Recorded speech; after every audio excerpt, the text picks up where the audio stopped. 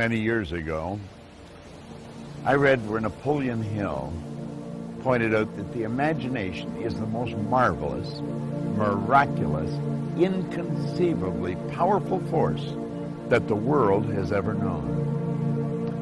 And you know, the average individual uses the imagination, if they use it at all, against themselves. They imagine what they don't want. They imagine problems coming. Let's begin to use our imagination the way God meant it to be used.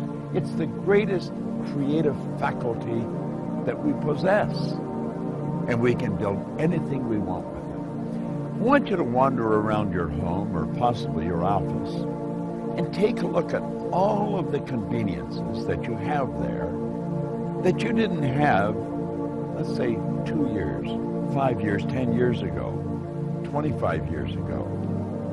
Do you know that every one of them, without exception, was first created in the mind of one individual with their imagination? Do you know you can use your imagination to go into the future and bring it into the present?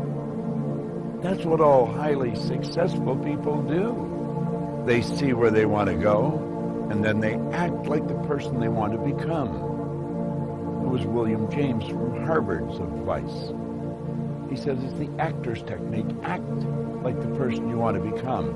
How do you do that? Well, you use your imagination, of course. You see, it's a strange phenomena, but the greatest gift we've got is used very well up till the ages of 4 or possibly 5. The little child, we always wonder what's going on in their mind. They're using their imagination. They're building wonderful pictures in their mind. But then they get to school, and wham, like that, it comes to an abrupt halt. It's called not paying attention. Daydreaming. Well, what they were really doing was exercising a phenomenal mental faculty. You see, we can see, hear, smell, taste, touch. They're for our physical benefit. As long as we're living in a physical body and corresponding with the material world, we will use our sensory factors. But you know, I have a couple of little dogs at home that can hear, see, smell, taste, and touch. We've got higher faculties. You have perception, the will, memory, intuition, reason, and imagination. These marvelous tools. We can take our imagination and build an image in our mind of how we want to live. Block out what's going now. Don't let your present results have anything to do with this.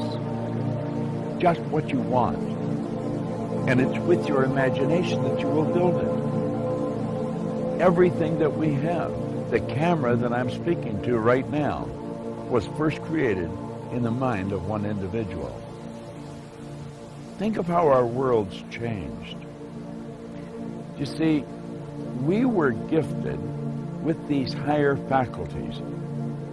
We're God's highest form of creation. We were created in God's image. We were given creative faculties to use.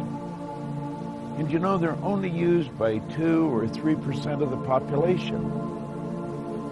It's almost inconceivable that people would wander around with so much power and potential and squander it. See, the average person literally tiptoes through life, hoping they make it safely to death. It's such a shame, and it doesn't have to be that way. I think we have giant corporations and little wee creative departments. And the primary reason for that is the average individual really does not believe that they're creative.